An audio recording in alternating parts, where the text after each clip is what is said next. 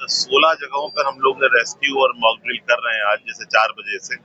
और इसी क्रम में यहाँ मालवीय पार्क में हमारे डीसीपी ईस्ट एडीएम सिटी साहब और हमारे अन्य जनता के सहयोगी और सिविल डिफेंस के जो हमारे वार्डन्स हैं उनके सामने और उनके द्वारा, उनके वॉलंटियर्स के द्वारा और पब्लिक को पार्टिसिपेट कराते हुए फायर सेफ्टी के विषय में और सायरन के विषय में, और सायरन की आवाज आती है तो उस समय कैसे रिस्पॉन्ड करना है, पहले जमीन पर लेट कर या किस प्रकार से कान बंद रखने वगैरह, उसकी एक बेसिक डेमो दिया गया है और ये सतत प्रक्रिया है, आगे भी जारी रहेगी। हाँ, जैसा आप लोग अवगत है कि आज कानपुर में 7 मई में रात में 9:30 बजे हम लोग ब्लैकआउट का एक रिहर्सल कर रहे हैं, ताकि यदि कोई दुश्मन देश के कोई ऐसे हमले हो, उस स्थिति में रात में सिविल, इसके लिए ब्लैकआउट हम लोगों ने प्लान किया। उद्देश्य यही है कि हमारी सारी लाइट्स जो बाहर खुले में है वो बंद रहे और घर की लाइट्स की रोशनी किसी भी कारण से झर कर भी बाहर ना जाए। और हम लोग का प्रयास ये है कि हम अपने शहर को असेसमेंट कर लें और यदि उसमें कोई लूप होल्स होंगे, कहीं पर लाइट रह जाएगी, सिविल डिफेंस वॉलंटियर्स को रिपोर्ट करेंगे और ताकि हम लोग करेक्टिव स्टेप्स उसमें ले सकें और किसी आपदा की स्थिति में एक्चुअल इफेक्टिव ब्लैकआउट इम्प्लीमेंट कर सकें। क्या अस्पतालों में भी किसी मेडिकल फैसिलिटीज हैं? इमरजेंसी सर्विसेज कानपुर शहर में मेडिकल कॉलेज में हमेशा ही रहती हैं। इसके लिए जो बेड सिक्योर करना है, जो इमरजेंसी केयर में मेडिसिन है, उसको भी स्टॉक पाइलिंग की जा रही है ताकि हमारी व्यवस्थाएं और मेडिकल फैसिलिटीज मैच कर सकें। जो भी वाइटल इंस्टॉलेशंस है उनका सुरक्षा का एक एसओपी है, वो इंस्टॉलेशंस उसको फॉलो करेंगे। हमारे वॉलंटियर आएंगे, इनको कैरी करेंगे, कैजुअलिटी को कैरी करेंगे। सर, ये हमारे वॉलंटियर कैरी करके कैसे किसको बचाना है, कौन से किस पोजीशन पे क्या करना है, उनको लेके सेंटर पॉइंट पे अपने पहुंचना है। आराम से खुद पैरेंगे, एक एक करके आराम से ड्रॉप करना है। बाकी तरफ पर फायर की हमारी ट्रेनिंग होगी। सब हमारा प्रोग्राम सब स्टार्ट होगा, आप लोग भी आ जाए।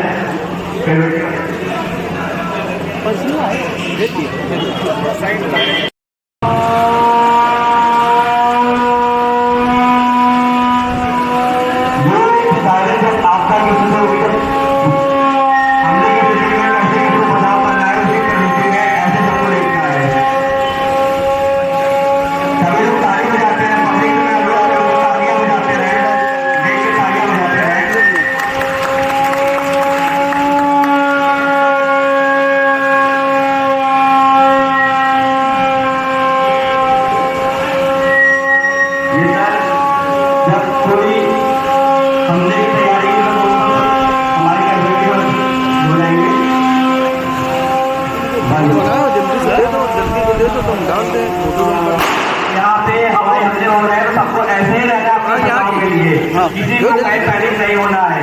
सब कान नाक सब अपने साथ बंद करके रखे हैं, सब ऐसे ही सबको पकड़े उंगली लगे रहेंगे तो आपका कान का कोई दिक्कत नहीं है, परेशानियां नहीं, किसी को आपको टेंशन नहीं होगी। इसी प्रकार से सबको अपना बचाव ऐसे करना है। फिर जब सामना कुछ लोग सायरन बजेगा तो आपको उठना है, 2-3 लोग को छोड़ के बाकी सब उड़ जाएंगे, वैसे सबको पता है। स्टार्ट। आपने नंबर आगे बंद कर देंगे।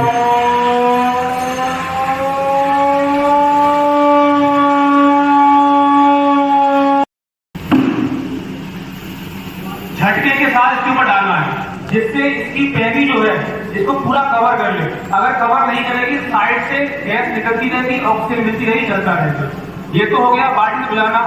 मान लीजिए आपके बाल्टी आपके पास नहीं है, आपके पास कोई भी बोरा, गीला कंबल कुछ भी है, पानी में धो लीजिएगा।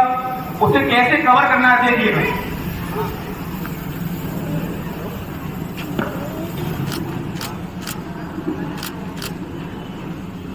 आपने देखा एक साथ झटके से इसको कवर करना है। अगर आप इसको धीमे धीमे कवर करते रहेंगे तो ऑक्सीजन इसके अंदर मिलती रहेगी।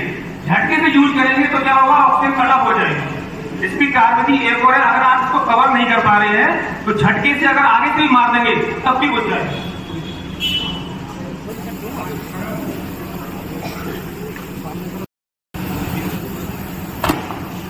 आपने देखा अगर आप इसको कवर नहीं कर पा रहे, घबरा रहे, पास जा रहे थे, आपके आसपास कोई भी गीला कपड़ा, मोटा या बोरा या कंबल हो आपके पास, गीला कर लीजिए और दूर झटका से मार के लीजिए, आग तब भी बचे।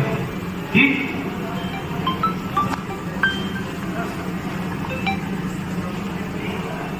ये भी देखिए आप, हमेशा जब सिलेंडर या किसी गैस में आग लगती है, इसमें इतना प्रेशर रहता है कि कुछ दूरी तक इसकी जो लौ है वो नहीं रहती, हमेशा आग से गिरती है। इसको आप उंगली से ही कर सकते हैं। देखिए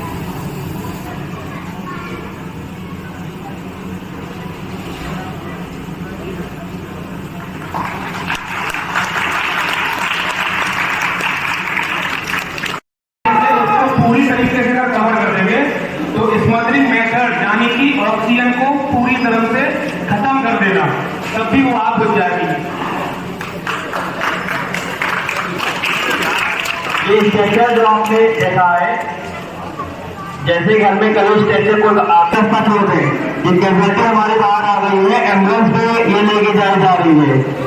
बच्चे किनारे हो जाए, बच्चे पीछे हो जाए। ये कैजुअलिटी हमारी एम्बुलेंस में ऑक्सीजन, जहाँ पे दम घुटने वाली होती है तो वहाँ पे ऑक्सीजन लगा के फायरमैन जैसे जाते हैं।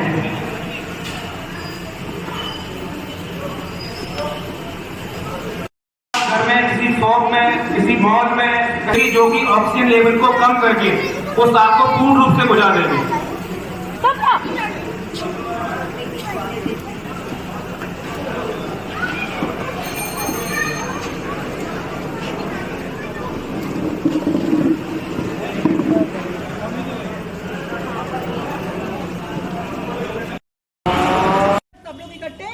नहीं होंगे।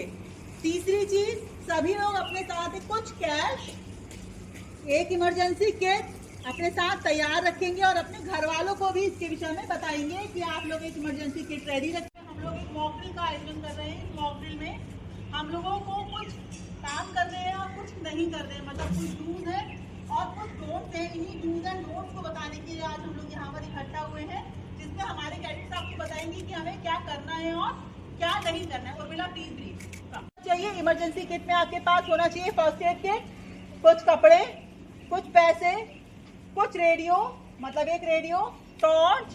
अगर कुछ कंडीशन ऐसी होती है वॉर की, तब आपको वो जगह खाली करनी होती है, तो आपके पास ये व्यवस्था होनी चाहिए कि आप तुरंत की तुरंत उस जगह को खाली कर सके। और उस ऑफ करने के बाद उन लाइट को सबसे पहले आपको अपनी एक इमरजेंसी किट रेडी रखना है।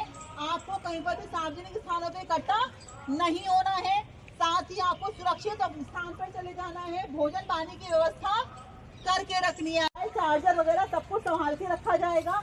टॉर्च बचा के रखी जाएगी आपके पास। प्राथमिक चिकित्सा किट, जैसे कि हम लोग फर्स्ट एड किट कहते हैं, उसको भी आप लोग सुरक्षित अपने पास रखेंगे। इमरजेंसी किट में क्या क्या होना चाहिए? आपकी फर्स्ट एड किट के अलावा उसमें आपके कपड़े होने चाहिए, टॉर्च होनी चाहिए, रेडियो होना चाहिए और आपकी रोजमर्रा की वस्तुएं होनी चाहिए। और साथ ही ये जानकारी आपके बड़े बुजुर्गों को और आपके घर के छोटे बच्चों को ज्यादा होनी चाहिए, ताकि वो लोग डरे नहीं, बल्कि आपके साथ साथ वो भी अपनी हिम्मत बनाए रखें और अपने आप को सुरक्षित रख सकें।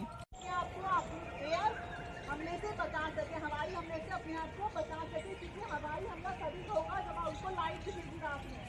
अगर लाइट नहीं है तो मतलब वो आबादी क्षेत्र में, जंगल का